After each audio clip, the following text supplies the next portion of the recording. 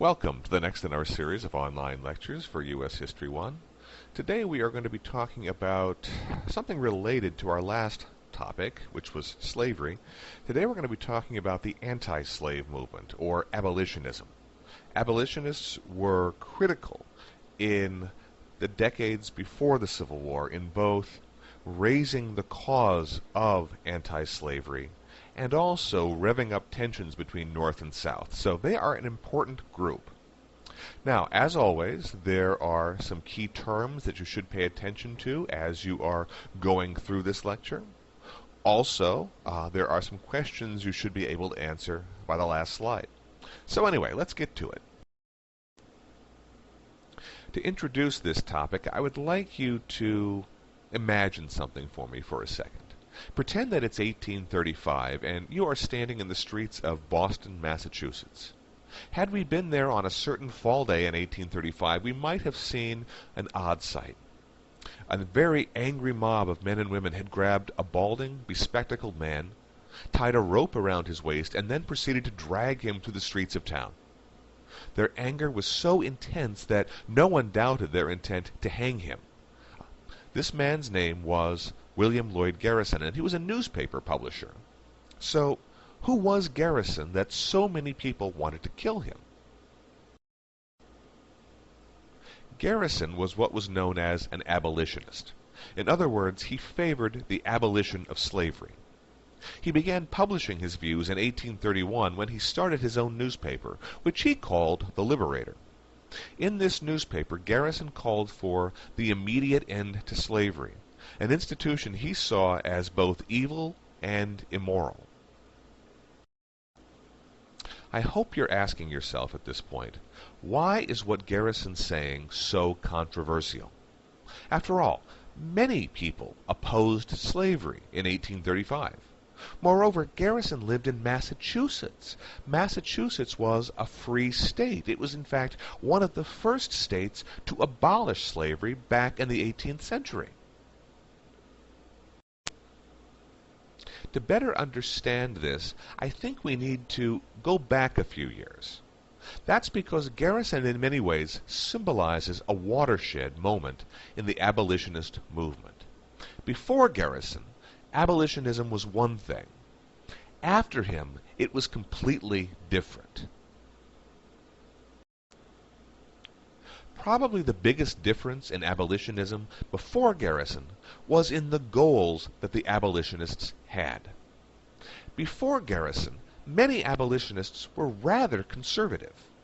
But what does it mean to be conservative? Or what does it mean, I should say, to be a conservative abolitionist? Well, first of all, many abolitionists really didn't want to abolish slavery throughout the entire nation. Many were perfectly willing to allow slavery to continue to exist in the South. Their goal was to prevent slavery from expanding any farther to the West. Remember, that was why Missouri's request for statehood had been so controversial back in 1820. Missouri represented the movement of slavery to the West. Nor did many abolitionists believe that whites and free blacks could exist within the same country. One such abolitionist was Congressman Henry Clay from Kentucky. Clay wrote that he favored freeing the slaves, but declared that emancipation without colonization, in other words, sending slaves somewhere else to live, I should say, sending former slaves someplace else to live, Africa, the Caribbean, some even suggested Central America. But a failure to do this, they argued, would, quote, be followed by instantaneous collisions between the two races, which would break out into civil war that would end in the extermination or subjugation of one race or the other, end quote. In other words, Henry Clay believed that if you freed the slaves and then allowed former slaves to live in the same country as white people, their former masters, a race war would inevitably break out, and one side or the other would be destroyed. So, Clay and many other conservative abolitionists believed in something called colonization, sending slaves or former slaves someplace else to live.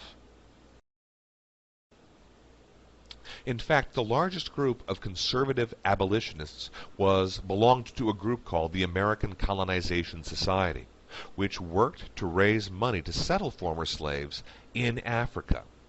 By 1830, they had relocated more than 1,400 free African Americans in a colony called Liberia. Liberia is still a country today. Now, don't get the impression that these 1,400 African Americans represent a full endorsement of colonization as a solution to the slavery problem. No, in fact, most free blacks in the United States in the 1830s opposed colonization. And it really doesn't take much thought to understand why. These individuals had been born in the United States.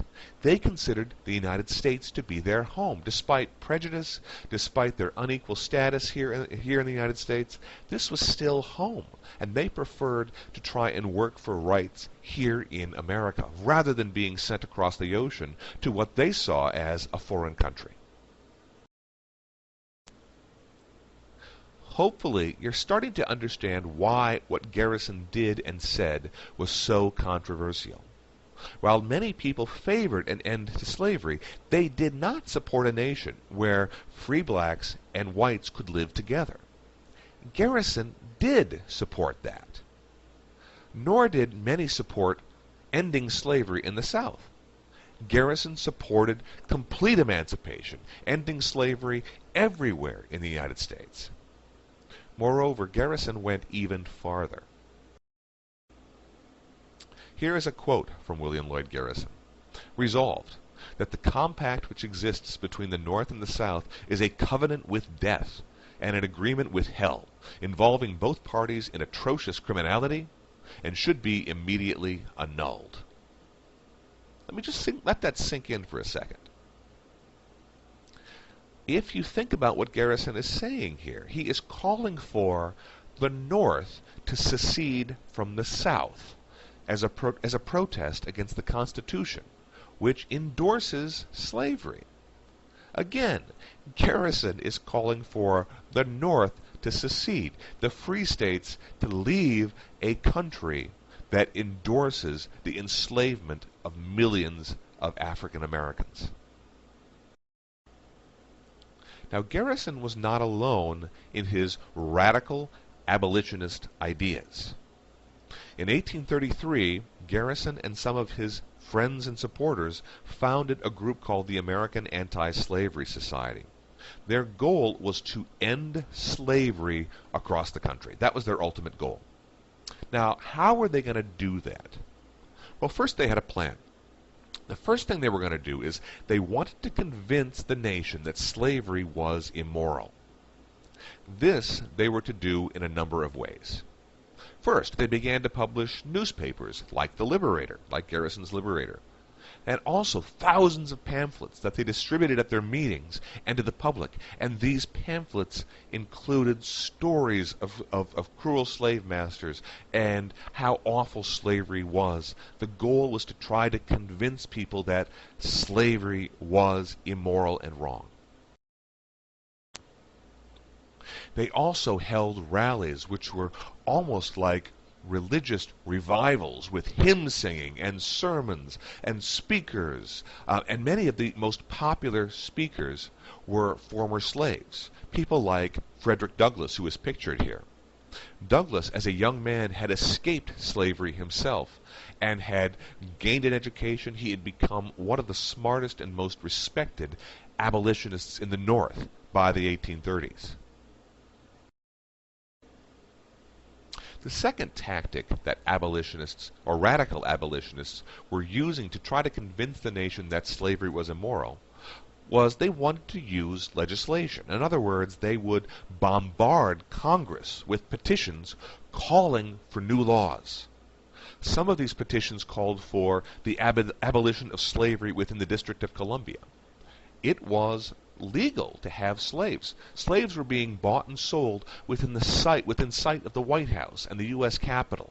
And abolitionists looked upon this as one of the greatest symbols of how awful evil and immoral slavery was, within the capital of the nation that proclaimed all men to be created equal, you had slaves being bought and sold.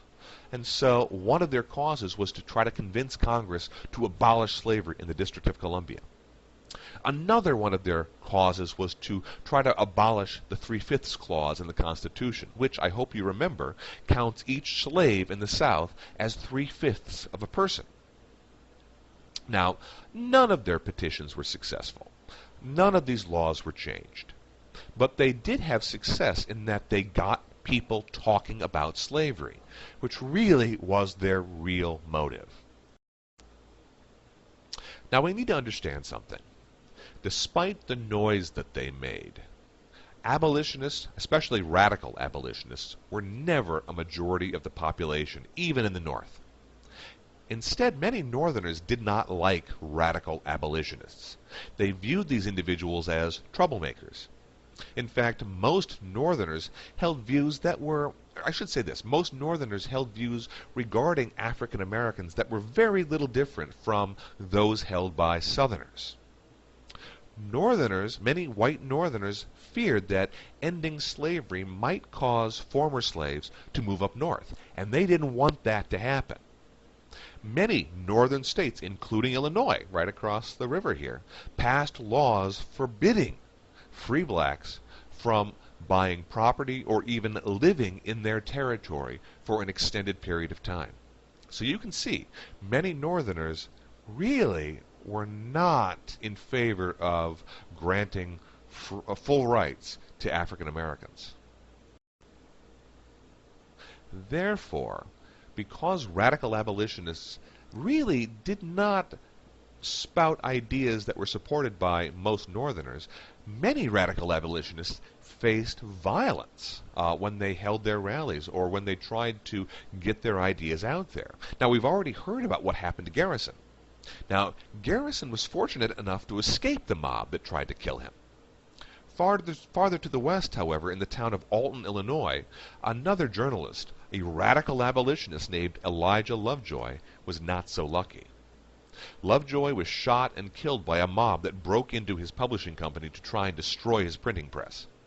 After Lovejoy was dead, the mob seized the press and threw it into the Ohio River. But if Northerners were hostile to radical abolitionists, Southerners were downright terrified of them. They saw radical abolitionists as dangerous lunatics who wanted to destroy the Southern way of life. Rumors began to spread that it had been abolitionists that had inspired Nat Turner to rise up and rebel against his white masters. Remember, the Nat Turner's rebellion resulted in the death of more than 60 white Southerners. So many Southerners were convinced that Nat Turner had been inspired by abolitionists. Now, there is no evidence that Nat Turner knew anything about the abolitionist movement, but that didn't matter to Southerners. White Southerners believed abolitionists had driven Nat Turner to do what he did. Some Southerners, therefore, became terrified of anything spread by the abolitionists, and they went so far as to pass laws forbidding the delivery of abolitionist literature through the mail. So in other words, you could not mail a pamphlet from the North to the South if it was a pamphlet containing anti-slavery arguments. That mail would be stopped and destroyed before it ever reached the South. Perhaps most dangerous of all is that many Southerners, many white Southerners, came to believe that all Northerners were radical abolitionists. They believed that radical abolitionism represented the opinion of the entire North. This served to drive an even bigger wedge between the two regions. Now let's switch gears for just a little bit and talk about some of the other ways in which the abolitionist movement will have an impact on American history before the Civil War. Now, to understand this impact, we need to understand a little bit about who belonged to the abolitionist movement. And one group that was particularly, one group among whom abolitionism was particularly popular were women. Women across the nation, even some in the South, supported abolitionism. In fact, two of the most prominent abolitionists in the 1830s and 40s were Sarah and Angelina Grimke, two sisters from Charleston, South Carolina.